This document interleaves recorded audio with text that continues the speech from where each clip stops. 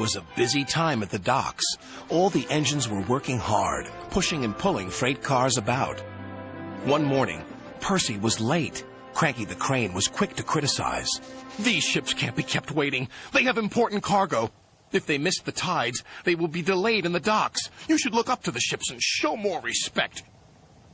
You are, after all, only little." "We've got too much work," huffed Percy.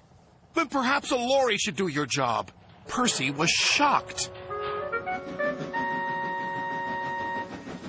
He told the other engines what Cranky had said. "Stuff and nonsense," snorted James. "We engines run this island," said Henry. "What if a lorry does arrive?" I'm afraid it did, along with 2 more. Cranky was delighted. "Hey, you down there, your job's done now. These lorries are taking over. One of them wants to talk to you." The lorry was very rude. "What's that steaming lump of scrap iron doing here? Be off with you!" "Scrap iron? Steaming scrap iron? Ha!" A little later, Percy met Thomas and James. Another lorry was being rude to them. Then he saw Percy. "Oh, look, it's a little green goblin on wheels. You'll be scrapped. Just you wait and see." "Well, bust my boiler. What a horrid lorry," exclaimed Thomas. "Despicable," agreed James. The next engine to meet a lorry was Toby. Well, well, well. No wonder this railway's a mess. You belong in a museum, not working in a quarry. "I might look old, but I'm very useful." "Useful? Pah!" replied the lorry. "Just you tootle off." "Tootle?" spluttered Toby. "Come along, Toby," interrupted his driver. "Don't bother to argue with him. We'll go to the flour mill instead." But when they arrived at the flour mill, Toby was shocked to see yet another lorry. "What are you doing here?" "We 3 are doing your work now. You're too slow." The foreman spoke to Toby's driver. "I'm sorry. Times are a-changin', I'm afraid." "Toby might be old," replied his driver, "but he's reliable." "Come on, Toby. We'll go to the farms. They'll still use us." Toby trundled sadly away. His railway ran through a narrow gorge, but vehicles had to tackle a steep and dangerous road. When Toby arrived, he saw the lorry from the quarry again. It was loaded with rock. That lorry's in trouble, thought Toby. And he was.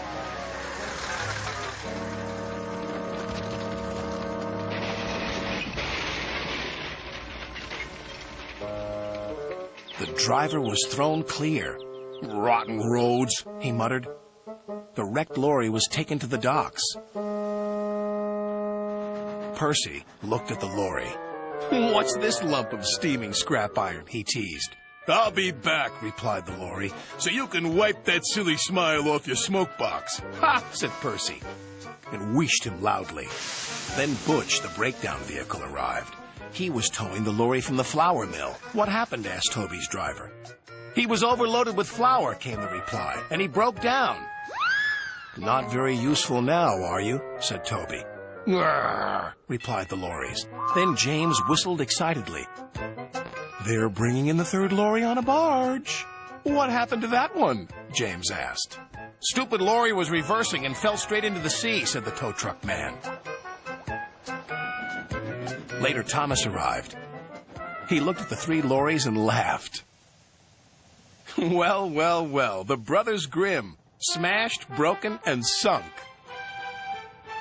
The lorries didn't return, and the engines now work even harder to make sure they never will.